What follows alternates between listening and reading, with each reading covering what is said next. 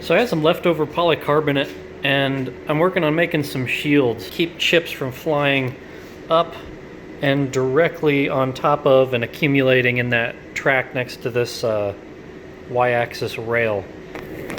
And they're transparent. Router.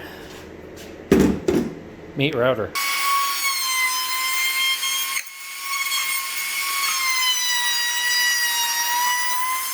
That's better.